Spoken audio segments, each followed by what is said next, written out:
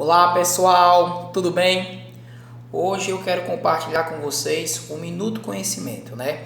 Especificamente a gente vai falar um pouquinho sobre a anatomia do sistema esquelético da nossa coluna cervical, tá bom?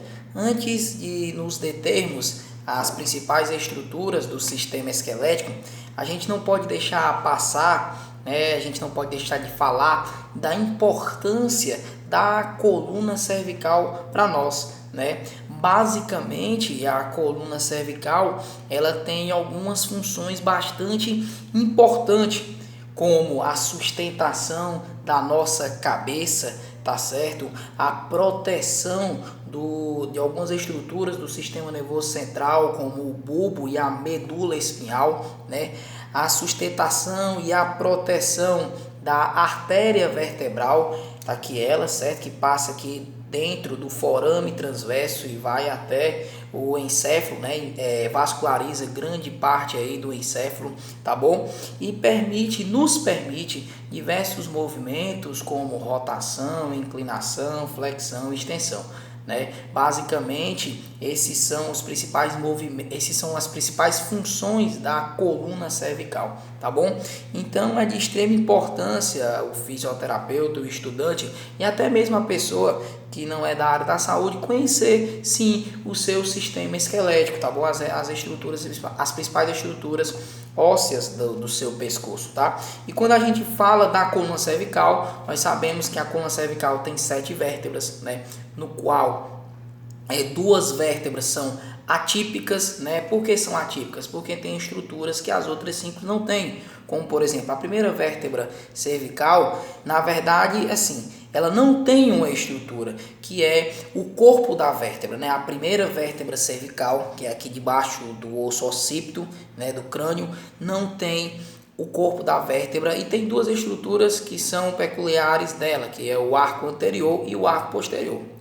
Já a segunda vértebra cervical, que é o áx, ela tem uma estrutura que não tem nenhuma vértebra, que é o dente do áx, né? Inclusive essa estrutura aqui na minha estrutura anatômica não dá para ver, mas essa estrutura ela se articula com o atlas, permitindo o movimento de rotação da cabeça, tá certo? Então essas duas vértebras são atípicas e essas são as duas principais estruturas. Todas elas têm forame transverso, processo transverso, processo espinhoso, né?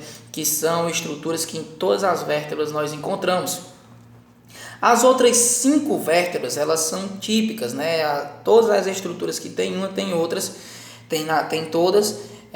Processo espinhoso bifurcado, processo transverso, né? Com uma pontinha, né? Que a gente fala, uma estrutura chamada tubérculo anterior, tubérculo posterior. São estruturas importantíssimas para o sistema esquelético da coluna cervical, porque servem como pontos de fixação muscular, tá certo? Outras estruturas importantes, o processo articular superior, o processo articular inferior, que são regiões onde se encontram as articulações facetárias que permitem os movimentos da nossa coluna cervical. Tá aqui, processo articular superior da vértebra suprajacente, processo articular inferior da vértebra suprajacente e o processo articular superior da vértebra infrajacente. Essa articulação se chama articulação facetária, permitindo diversos movimentos do nosso pescoço, tá certo? A vértebra C7, ela não é a última vértebra cervical, vamos contar aqui 1, 2, 3, 4, 5, 6, 7.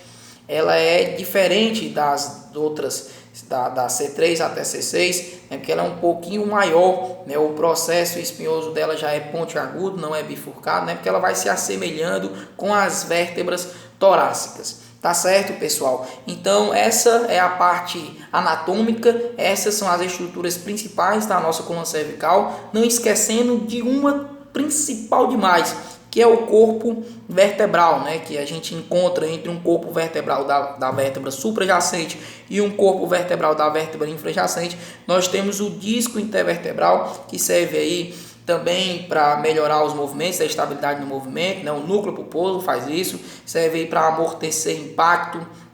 Enfim, é uma estrutura muito falada, né? Porque por diversos motivos, é a região onde tem o rompimento dos anéis fibrosos e a saída do núcleo pulposo, se formando as hernias de disco, mas isso é um assunto para futuramente eu estar abordando com vocês, tá certo? Espero aí ter contribuído mais uma vez com o conhecimento de cada um.